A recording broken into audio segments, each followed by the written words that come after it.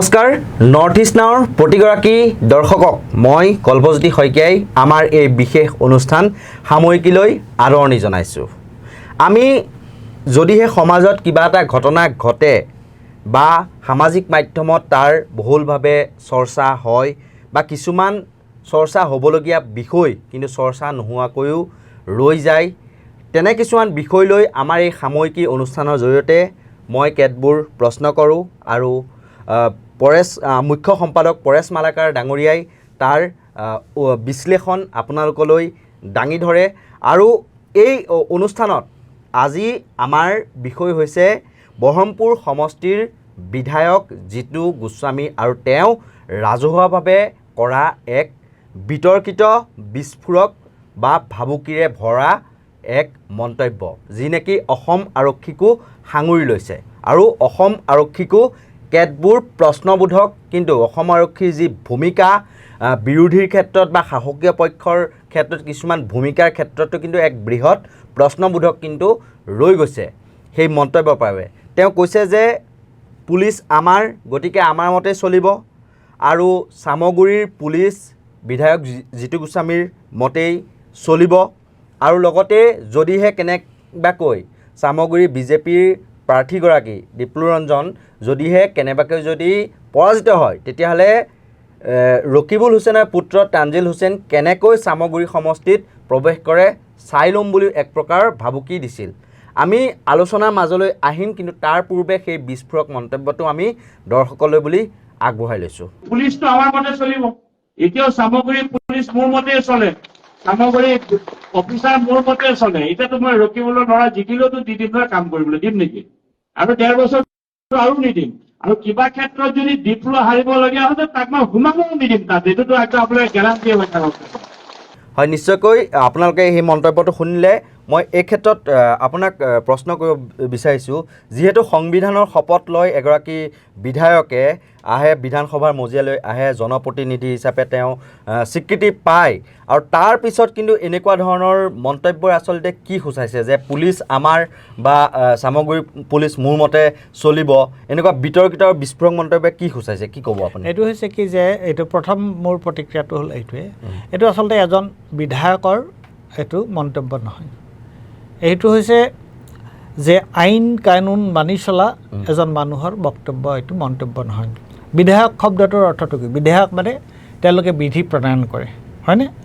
বিধি যেতিয়া প্ৰণয়ন কৰে তেতিয়াহ'লে এজন মানুহ যদি তেওঁ তেনেকুৱা ধৰণৰ এই ধৰণৰ মইমাতলিপূৰ্ণ কথা কয়, তেতিয়াহ'লে তেওঁতো প্ৰথম কথা তেওঁ বিধায়ক হোৱাৰ যোগ্যই নহয়।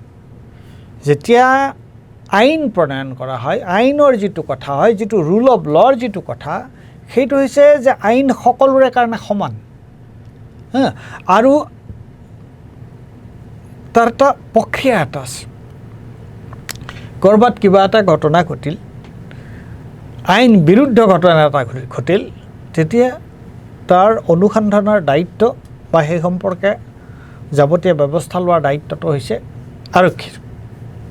তাৰপিছত আৰক্ষীয়ে যেতিয়া কাৰোবাক গ্ৰেপ্তাৰ কৰিলে বা তেওঁলোকে এটা অনুসন্ধান কৰিলে, যদিহে কেছটো তেনেহ'লে কোৰ্টৰ আদালতলৈ যায়, তেতিয়াহ'লে দুয়োটা পক্ষৰ সাক্ষী বাদী এই গোটেই বস্তুটো চোৱাৰ পিছত আদালতে ৰায় দিব যে কোন দোষী কোন দোষী নহয়। এইটো হৈছে আইনৰ, এইটো হৈছে আইনী প্ৰক্ৰিয়া। এতিয়া এজন বিধায়কে যদি কয় যে ইয়াত এইটো মোৰ সমষ্টি, এই সমষ্টিত মোৰ কথাই পুলিচে মানিব লাগিব, এনেকুৱা কোনো আইন কোনো বিধান এতিয়ালৈকে নাই।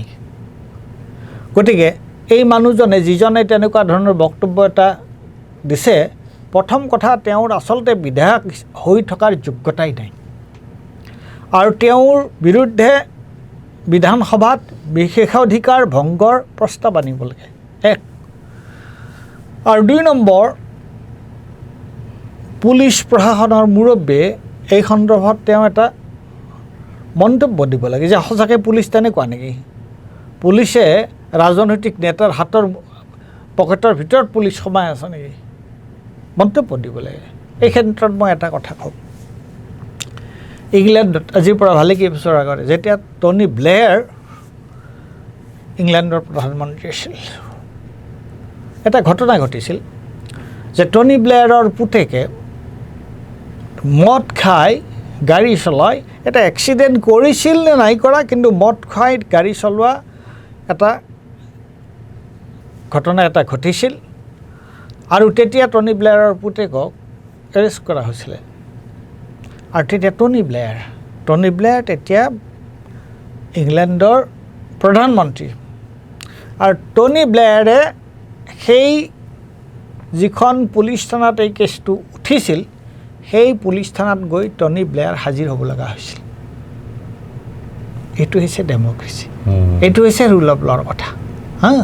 মই মতালিৰে এই বস্তুটো নচলে, কাৰোবাৰ মই মতালিৰে এই বস্তু নচলে। গতিকে মোৰ প্ৰথম প্ৰতিক্ৰিয়া হৈছে এইটোৱে যে এই মানুহজন যিজনে কৈছে জিতু গোস্বামী নে কোন বিধায়ক যে তেওঁৰ আচলতে বিধায়ক হোৱাৰ যোগ্যতা নাই, এক।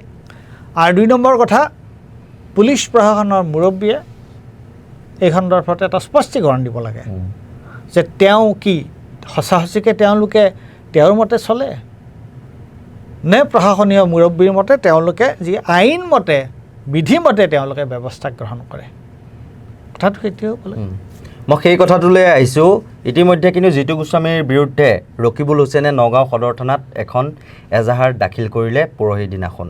আৰু তাৰ পিছতো আৰক্ষীয়ে বাৰু তেওঁলোকে মন্তব্য প্ৰকাশ কৰা নাই, কিন্তু কিবা এটা একশ্যন ল'ব লাগিছিল নে নাই? এজাহাৰ দাখিলৰ পিছতো যে কোনো ধৰণৰ বৰ্তমানলৈকে যে একশ্যন লোৱা নাই এজন বিধায়কৰ ওপৰত, এইটো মই আৰক্ষীৰ ভূমিকা কি ভাবে চাব? মই তাৰ যিটো মানে আইনৰ কোনটো ধাৰাত এইটো পৰিব, এইটো হৈছে যে ভয় ভাবুকি দিয়া। এইটো হ'ল ভয় ভাবুকি দিয়া। আৰু কোনোবা এজন মানুহক এনেকুৱা ধৰণৰ ভয় ভাবুকি দিলে তাৰ এটা ধাৰা আছে।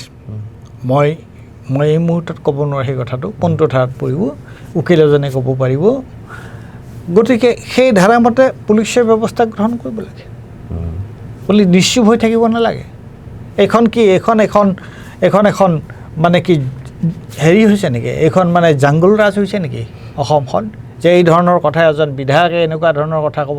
কিন্তু সাধাৰণ বিদ্ৰোহী কবিতা লিখিলে কিন্তু জেলত ভৰাই থৈ দিয়ে এনেকুৱা ধৰণৰ। কি ক'ব এইটো নহয়, কি ক'ম মই এইটোৱে ক'ম যে এইখন সঁচাসঁচিকৈ ইয়াত আমাৰ আইনৰ শাসন বোলা বস্তুটো আছেনে নাই? নে পুলিচ প্ৰশাসন সকলো হোৱাই নোহোৱাই MLA মন্ত্ৰীৰ পকেটত সোমাইছে? মই সেই কথাটোৱে কওঁ। আচলতে এতিয়া আৰক্ষীৰ যি নীৰৱ ভূমিকা, আপুনি এইটো ভাবে নেকি যে আজি হাতৰ পুতলা হৈ গৈছে, চৰকাৰে যিটো ক'ব সেইটোৱে কৰিব?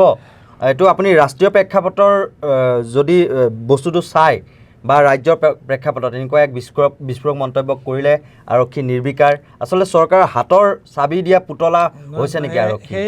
সেইটোৱে প্ৰশ্নটো হৈছে কি যে এইটো এটা বিক্ষিপ্ত ঘটনা নহয় চাবলৈ গ'লে। কাৰণ আজি গোটেই যিটো আমাৰ দেশখনত যিটো অৱস্থা হৈছে, ৰাজ্যখনত যিটো অৱস্থা হৈছে, গতিকে কনষ্টিটিউশ্যনৰ যিবোৰ সাংবিধানিক পদবীত থকা লোক, তেওঁলোকৰ দায়িত্ব হৈছে সাংবিধানিক যিবোৰ প্ৰমূল্য সেইবিলাকক ঊৰ্ধত তুলি ধৰা, সেইবিলাক যাতে কাৰ্যকৰী হয় তাৰ ব্যৱস্থা লোৱা। কিন্তু আমি কি দেখিছোঁ অসমৰ মুখ্যমন্ত্ৰীৰ ক্ষেত্ৰত? আমি কি দেখিছোঁ? নগৰতে হৈছিল নে ক'ত হৈছিলে তেনেকুৱা ধৰণৰ ঘটনা এটা, যে DC এজনক পাব্লিকলি তেওঁ কেনেকুৱা ধৰণৰ অপদস্থ কৰিছিল, কুই ৰাজা মহাৰাজা আৰাহাকে ধমক দিছিল। তে এজন DC ডেপুটি কমিশ্যনাৰ, এতিয়া বোধহয় তেওঁলোকক আয়ুক্ত বুলি কোৱা হয়, জিলা আয়ুক্ত বুলি কোৱা হয়। তে জিলা আয়ুক্ত এজনক, DC এজনক তেওঁ জিলা প্ৰশাসনৰ তেওঁ মুৰব্বী। তে সেই ব্যক্তিজনক যদি মুখ্যমন্ত্ৰীয়ে এই ধৰণৰ এটা ব্যৱহাৰ কৰে ৰাজহুৱাভাৱে, তেতিয়াহ'লে সেই ব্যক্তিজনৰ যিটো মৰেল সেইটো ক'ত থাকিব, হয়নে? গতিকে এইখিনিতে যিহেতু প্ৰশ্নটো আপুনি উত্থাপন কৰিছে, আমাৰ হাতত সেই দৃশ্যাংশ কিন্তু আছে। আমি দৰ্শকলৈ বুলি যদি দেখুৱাই দিওঁ তেতিয়া দৰ্শক ৰাইজৰ সেই কথাটো বুজিবলৈ নিশ্চয়কৈ তাৰমানে সহজ হ'ব। আজি প্ৰায় দুবছৰ পূৰ্বে মুখ্যমন্ত্ৰী হিমন্ত বিশ্ব শৰ্মাই সেই সময়ৰ তদানীন্তন নগাঁৱৰ জিলা তেতিয়া উপায়ুক্ত বুলি কয় জিলা উপায়ুক্ত নিসৰ্গ হিব্ৰেক কেনেকুৱা ধৰণৰ এক ব্যৱহাৰ কৰিছিল ৰাজহুৱা স্থানত সেয়া আমি আপোনালোকৰ বুলি আগবঢ়াইছোঁ एक लाइन और गाड़ी कर और एक रास्ता खुली रहे गाड़ी एक लाइन कर गाड़ी खुली रहे साहब ये क्या नाटक है क्यों क्यों गाड़ी रुकवाए है कोई राजा महाराज आ रहा है क्या हट ऐसा मत कर आगे रुकू का कस हो रहा है আৰু এটা কথা যিহেতু মুখ্যমন্ত্ৰী প্ৰসংগটো আপুনি উল্লেখ কৰিলে এইগৰাকী মুখ্যমন্ত্ৰীয়ে কিন্তু এটা সময়ত এগৰাকী মহিলাই তাৰমানে তেওঁৰ ওচৰলৈ যাব বিচৰাত ঐ পুলিচ গুছ ৰছী ভাঙি আহি যা সেই তেনেকুৱা ধৰণৰ কিন্তু মন্তব্য কৰিছিল প্ৰশ্নটো হ'ল সেইটোৱেই কথাটো হ'ল সেইটোৱেই আত্মসন্মান ক'ত থাকিল অসম আৰক্ষী সেই কথাটোৱে মই কৈছোঁ যে আজি এজন মুখ্যমন্ত্ৰীয়ে হওক বিধায়কে হওক সকলো মানুহ আইনৰ গণ্ডিৰ ভিতৰত থাকিব লাগিব আজি মই এজন সাধাৰণ মানুহ মই এজন সাধাৰণ নাগৰিক কিন্তু মোৰ যি নাগৰিক অধিকাৰ সেই নাগৰিক অধিকাৰ এজন MLA MP মন্ত্ৰী প্ৰধানমন্ত্ৰী নাইবা ৰাষ্ট্ৰপতি তেওঁতকৈ মোৰ নাগৰিক অধিকাৰ কোনো গুণে কম নহয় বুজি পাইছেনে কথাটো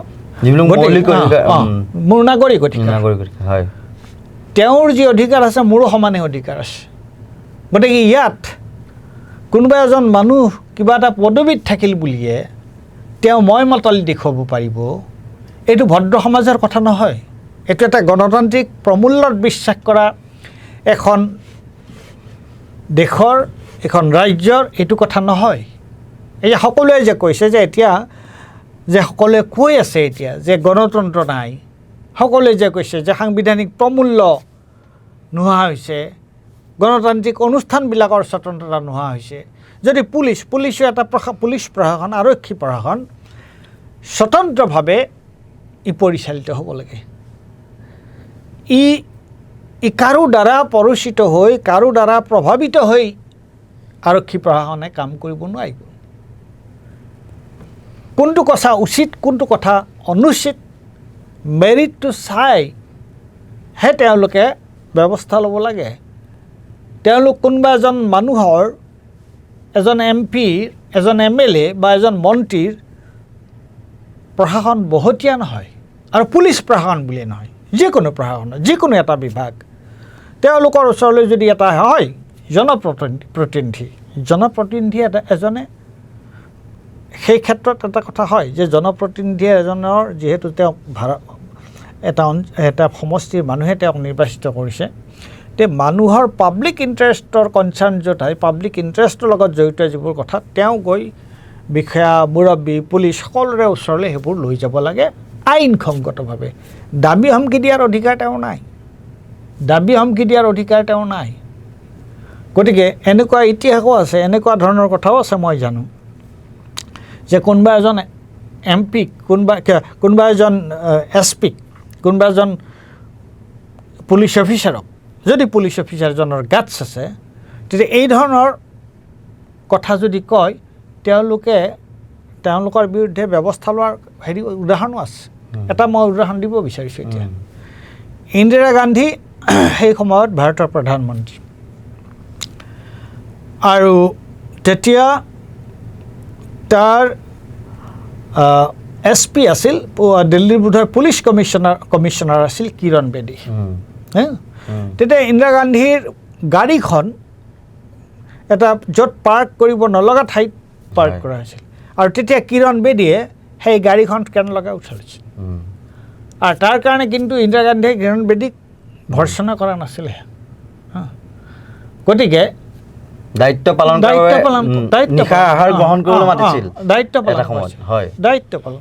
গতিকে আমাৰ পুলিচ প্ৰশাসনৰে হওক বা বিভিন্ন যিবোৰ দায়িত্বপূৰ্ণ পদবীত থকা যিসকল লোক তেওঁলোকে সেইটোহে কৰিব লাগে আৰু সেইটোহে আমাৰ গণতন্ত্ৰক ৰক্ষা কৰিব সেইটোহে আমাৰ সাংবিধানিক প্ৰমূল্যক আগবঢ়াই নিব নিশ্চয়কৈ এয়াই হৈছে this is the beauty of democracy. আৰু এই ক্ষেত্ৰত কিন্তু এটা কথা আমি ক'বলৈ বিচাৰিছোঁ এই মুহূৰ্তত যে আজি যদি জিতু গোস্বামীৰ ঠাইত যদি এনেকুৱা ধৰণৰ যদি মন্তব্য যদি আজি বিৰোধী বিধায়ক এজনৰ মুখত যদি হঠাৎ ওলালহেঁতেন, কিন্তু তেওঁৰ বিৰুদ্ধে যদি ধৰি লওক এখন দুখন এজাহাৰ পৰিলহেঁতেন, নিশ্চয়কৈ পুলিচে কিন্তু তদন্ত প্ৰক্ৰিয়া ক্ষিপ্ৰতৰ কৰি তুলিলেহেঁতেন। কিন্তু এতিয়া গোচৰো পৰিছে, এজাহাৰো দাখিল হৈছে, কিন্তু নীৰৱ। সেইকাৰণে আমি কৈছোঁ যে আমাৰ গণতন্ত্ৰ এতিয়া সংকটত। কিয়নো পুলিচে, আৰু যদি এই ধৰণৰ কথা এজন মানুহে ক'ব পাৰিছে, পুলিচে তাৰ সেই খণ্ডত ব্যৱস্থা ল'ব লাগে। আৰু নোলোৱা কাৰণে যে এই ইনষ্টিটিউশ্যন, আৰক্ষী এটা ইনষ্টিটিউশ্যন, আৰক্ষী এটা ডাঙৰ ইনষ্টিটিউশ্যন, হা, এই আৰক্ষী যদি, মই যিটো কথা আগতে কৈ গ'লোঁ, আৰক্ষী যদিয়ে তেওঁলোকে যদি স্বতন্ত্ৰভাৱে তেওঁলোকে যদি কাৰ্যনিৰ্বাহ কৰিব নোৱাৰে, তাৰ দ্বাৰা কোন ক্ষতিগ্ৰস্ত হ'ব? তাৰ দ্বাৰা সাধাৰণ মানুহ ক্ষতিগ্ৰস্ত হ'ব। আৰু এইটোতো আৰু ডাঙৰ কথা যে ৰকিবুল হুছেইনো এজন MP, ৰকিবুল হুছেইনৰ পুতেকৰ বিষয়ে এই ধৰণৰ কথা কৈছে। তেওঁ কৈছে যে ভয় হৈছে মোৰ পৰিয়ালক লৈ। গতিকে এতিয়া আজি এজন MPৰ পুতেক সন্দৰ্ভত যদি এই ধৰণৰ কথা কৈছে, এজন যদি যদু মধু সাধাৰণ মানুহ হয়, তেতিয়াতো গছকতে তাত হেৰি কৰি পেলাব, তাত মোহাৰি দিব, বিধায়কক চকু তুলি কিয় কথা কৈছ বুলি। গতিকে এইটো চিন্তনীয় বিষয়। জনহিত জনসেৱাৰ্থে অসম আৰক্ষীৰ এইটো শ্লোগান, আৰু এই শ্লোগানটো থকাৰ পিছত ৰাইজৰ স্বাৰ্থত তেওঁলোকে কিমান কি কৰিছে, বা চৰকাৰৰ স্বাৰ্থতে তেওঁলোকৰ কাম নেকি? কাৰণ এনেকুৱা ধৰণৰ মন্তব্য যেতিয়া অপেনলি এজন শাসকীয় পক্ষৰ বিধায়কে দিলে আৰু তেওঁলোকৰ নীৰৱ ভূমিকা, গতিকে সেইটোৱেই কি বুজাইছে আচলতে জনহিত জনসেৱাৰ্থে? মই সেই কথাটো অলপ আগতে মই কথাটো কৈছোঁ, তথাপি মই আকৌ কৈছোঁ যে পুলিচৰ আৰক্ষী বিভাগৰ প্ৰতিজন কনষ্টেবলৰ, এজন ইয়াতে চান্দমাৰীত এজন ট্ৰেফিক কনষ্টেবলে কিবা এটা ব্যৱস্থা লওঁতে মোৰ চান্দমাৰীত মনত পৰিছেনে যে কাৰোবাৰ গাড়ী এখন কোনোবা এজনৰ মানে পাৰ্ক নকৰিব লগা ঠাইত পাৰ্ক কৰোঁতে সেই এজন কনষ্টেবলে এটা ভূমিকা এটা পালন কৰিছিলে, খুব সাহসী ভূমিকা এটা পালন কৰিছিল, আৰু সমগ্ৰ ৰাজ্যত সেই কথাটোক প্ৰশংসা কৰা হৈছিলে, চান্দমাৰীৰ। গতিকে এতিয়া এই ধৰণৰ ঘটনা ঘটোতে যদিহে পুলিচৰ মুৰব্বীজনে তেওঁ যদি স্পষ্টভাৱে নকয় এই কথাটো যে নাই, এই ধৰণৰ কথা নহয়, আমি আইনমতেহে কাম কৰিম, কোনোবা মানুহৰ এজন MLA হ'ল, তাৰ সেইটো সমষ্টিৰ MLA হ'ল বা তাৰ মন্ত্ৰী হ'ল, সেইমতে আমি কাম নকৰোঁ। তো সেইখিনি কথা ক'বলৈ সাহস থাকিব লাগে।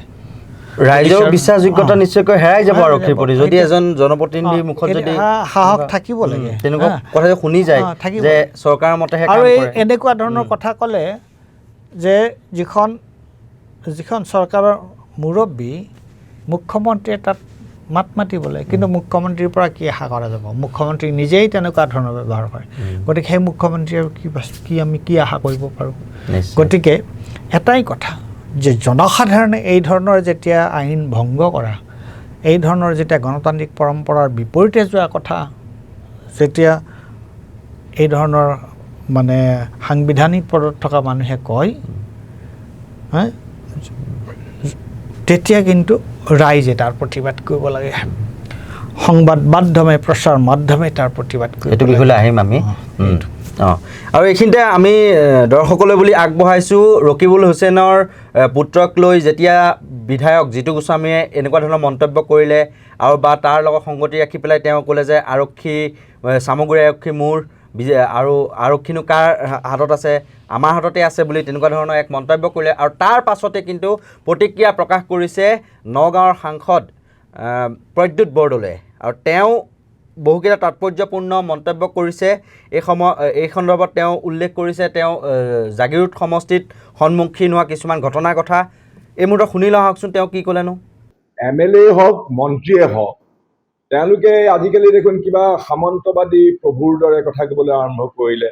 তেওঁলোকৰ যাৰে মন্ত্ৰীৰে সমষ্টি হওক বা MLAৰে সমষ্টি হওক তেওঁলোকে নিজৰ জমিদাৰী বুলি ভাবে, তেওঁলোকৰ নিজৰ পৈতৃক সম্পত্তি বুলি ভাবে আৰু তেনেকুৱা সামন্তবাদী মনোবৃত্তিৰ সৈতে গণতান্ত্ৰিক পৰিৱেশত তেওঁলোক আচলতে কাম কৰাৰ অযোগ্য। মই আচৰিত হৈছোঁ যে যিজন বিধায়কৰ কথা কৈছে বিজেপি দলৰ বিধায়ক জিতু গোস্বামী ডাঙৰীয়াই এনেকুৱা ধৰণৰ কথা ক'ব পাৰে।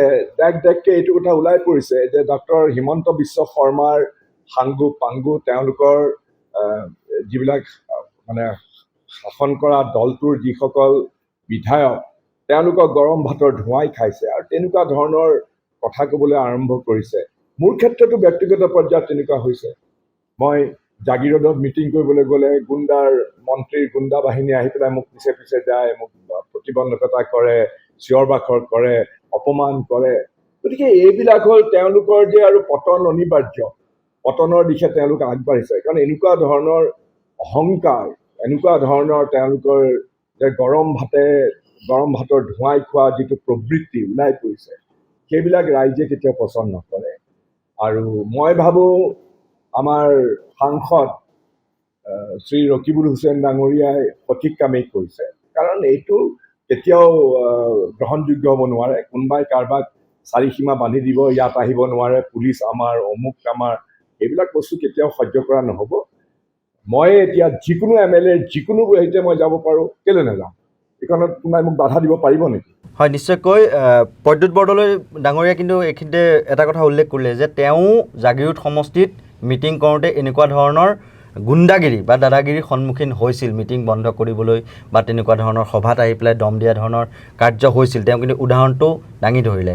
আচলতে কি হৈছে কি মানে সেইটোৱে মই কৈছোঁ যে এই ধৰণৰ ঘটনা যেতিয়া হয় তাত দুটা কথা আছে। এটা হৈছে আইনী পদক্ষেপ আৰু 2 নম্বৰটো হৈছে যে জনসাধাৰণে তাৰ প্ৰতিবাদ কৰিব লাগিব, জনসাধাৰণে প্ৰতিবাদ কৰিব লাগিব। এই ঘটনাবিলাকৰ বিৰুদ্ধে মাত মাতিব লাগিব, সমাজৰ বৰমূৰীয়াসকলে মাত মাতিব লাগিব। এইটোক লৈ এই ধৰণক এইটোক সকলোৱে একমুখে গৰিহণা দিব লাগিব। আজি এই কথাটো এজন বিজেপি বিধায়কে কৈছে, ঠিক এনেধৰণৰ কথা এটা অন্য দলৰ বিধায়কেও যদি কয় তাকো গৰিহণা দিব লাগিব। গতিকে সেইটোৱে হৈছে এই মুহূৰ্তত মই ভাবোঁ যে সেইটোৱে এটা আটাইতকৈ গুৰুত্বপূৰ্ণ কথা যে প্ৰথম কথা পুলিচে এই সন্দৰ্ভত এটা ব্যৱস্থা ল'ব লাগে, যিহেতু কেছ এটা দিয়া হৈছে। আৰু সৰ্বত্ৰ এই ধৰণৰ কথাৰ প্ৰতিবাদ হ'ব লাগে, সকলোৱে একমুখে গৰিহণা দিব লাগে। একেবাৰে শেষলৈ আহিছোঁ, এটা প্ৰশ্ন মই আপোনাক শেষত কৰিব বিচাৰিছোঁ। এই ক্ষেত্ৰত বিৰোধী মিত্ৰজোঁট আছে, কিন্তু বিৰোধী মিত্ৰজোঁটৰ ফালৰ পৰা যিটো সবল ভূমিকা ল'ব লাগিছিল ইণ্ডিয়া মিত্ৰজোঁটৰ ফালৰ পৰা কোনো ধৰণৰ কিন্তু আমি চকুত লগা পদক্ষেপ নেদেখিলোঁ। কেৱল প্ৰদ্যুৎ বৰদলৈয়ে মাত মাতিছে আৰু ৰকিবুল হুছেইনে নিজে মন্তব্য দিয়াৰ লগতে পুত্ৰৰ নিৰাপত্তা বিচাৰি সদৰ থানাত এজাহাৰ দাখিল কৰিছে। আৰু বিৰোধী মিত্ৰজোঁটৰ যিসকল বিধায়ক তেওঁলোকে কিন্তু এই কথাৰ তীব্ৰ ভাষাৰে গৰিহণা দিব লাগিছিল। জিতু গোস্বামীৰ দৰে এজন বিধায়কে এই মন্তব্য কৰিছে। লালু পাঞ্জু কোনোবা বিজেপি নেতা পালি নেতাই কৰা নাই কিন্তু এই মন্তব্য। গতিকে বিৰোধী সাংসদৰ ভূমিকা কিন্তু আমি দেখা নাপালোঁ বা সংবাদ মাধ্যমৰ এইটো যিমানভাৱে বহুলভাৱে প্ৰচাৰ কৰিব লাগিছিল সংবাদ মাধ্যমৰ ভূমিকাও কিন্তু নীৰৱ। কি ক'ব? মই ক'লো নহয় যে এইটো প্ৰথম কথা এই মানুহজনক জবাবদিহি কৰিব লাগে। যিজন বিধায়কে এইটো কৈছে সেই বিধায়কজনক জবাবদিহি কৰিব লাগে আৰু জবাবদিহি কৰিব লাগে সকলো ফালৰ পৰা, সৰ্বস্তৰত। সৰ্বস্তৰত তেওঁক জবাবদিহি কৰিব লাগে, প্ৰচাৰ মাধ্যমে তেওঁক জবাবদিহি কৰিব লাগে, বিধানসভাৰ মজিয়াত এই প্ৰশ্নটো উত্থাপন হ'ব লাগে যে কি যুক্তিত এই ধৰণৰ কথা কয়। তাত তেওঁলোক আকৌ এবাৰ নগঠা হৈ যাওকচোন। তাত যদি তেনেহ'লে মুখ্যমন্ত্ৰীয়ে কি কয় দেখা যাওক তাত, নাইবা ৰাজ্যপালৰ ওচৰলৈ যাব লাগে। সকলো এভিনিউজ ব্যৱহাৰ কৰিব লাগে, কিয়নো এইটো বেআইনী। এই কথাটো এটা বেআইনী কথা। এইটো বিধায়কজনৰ অধিকাৰৰ ভিতৰত নপৰে। এইটো সম্পূৰ্ণৰূপে বেআইনী কথা। গতিকে এই বেআইনী কথাৰ বিৰুদ্ধে আইনী ব্যৱস্থা ল'ব লাগে আৰু তাৰ সামাজিক প্ৰতিবাদ হ'ব লাগে আৰু সকলোৱে তাক একমুখে গৰিহণা দিব লাগে, যাতে ব্যক্তিজনক বাধ্য কৰাব লাগে যে তুমি যিটো কথা কৈছা সেইটো ভুল, সমাজত বেয়া প্ৰভাৱ পেলাব বহুত। এইটো ভুল আৰু সেইটো গণতন্ত্ৰ বিৰোধী কথা। গতিকে তুমি এই ধৰণৰ কথা নক'বা আৰু এইটো এনেকুৱা প্ৰতিবাদ হ'ব লাগে যাতে পিছত কোনেও এই ধৰণৰ কথা ক'বলৈ সাহস নকৰে। নিশ্চয়কৈ বহুখিনি গুৰুত্বপূৰ্ণ প্ৰসংগ বা বিশ্লেষণ আপোনালোকলৈ বুলি পৰেশ মালাকাৰ ডাঙৰীয়াই দাঙি ধৰিলে। আৰু এই ক্ষেত্ৰত এগৰাকী জনপ্ৰতিনিধিয়ে যদি এনেকুৱা ধৰণৰ যদি মন্তব্য আগবঢ়ায়, তেতিয়াহ'লে সাধাৰণ যিসকল বিজেপি নেতা বা কৰ্মী তেওঁলোকৰো আৰক্ষীৰ প্ৰতি যিটো বা ভয় বা যিটো সমীহ, সেই ভাৱটো নাইকিয়া হৈ যাব নেকি বুলিও কিন্তু প্ৰশ্ন উত্থাপিত হৈছে। কাৰণ এজন জনপ্ৰতিনিধিয়ে যেতিয়া কৈ দিব পুলিচ আমাৰ মতে চলে, চামগুৰি পুলিচ মোৰ, তেতিয়া আইনী যিবিলাক আইন ভংগ কৰা যিবিলাক কাম কাজ সেয়া কৰিবলৈ কেতিয়াবা হয়তো কুণ্ঠাবোধ নকৰিব পাৰে বিজেপিৰ যিসকল নেতা বা কৰ্মী। সেয়েহে ইয়াৰ তীব্ৰ ভাষাৰে ইয়াৰ বিৰোধিতা কৰা উচিত, সৰ্বস্তৰত ইয়াৰ প্ৰতিবাদ হোৱা উচিত বুলি ইতিমধ্যে পৰেশ মালাকাৰ ডাঙৰীয়াই এই কথা উল্লেখ কৰিলে। আৰু এনেদৰে আমি বিভিন্ন সময়ত সমাজত ঘটি থকা বিভিন্ন ঘটনাৰ আমি বিশ্লেষণ আকাৰত আপোনালোকলৈ বুলি লৈ আহিম। আৰু যিবোৰ বিষয় আচলতে চৰ্চিত হ'ব লাগে, কিছুমান বিষয় কিন্তু চৰ্চিত নোহোৱাকৈ ৰৈ যায়, তেনে কিছুমান বিষয় কিন্তু আপোনালোকৰ মাজলৈ আমি নিৰ্ভীক নিৰপেক্ষভাৱে বিশ্লেষণ আকাৰত লৈ আহিম। আৰু ইয়াৰ লগে লগে মই কল্পজ্যোতি শইকীয়া আৰু পৰেশ মালাকাৰ ডাঙৰীয়াই আপোনালোকৰ মাজৰ পৰা বিদায় লৈছোঁ। চাই থাকিব নৰ্থ ইষ্ট নাও। ধন্যবাদ।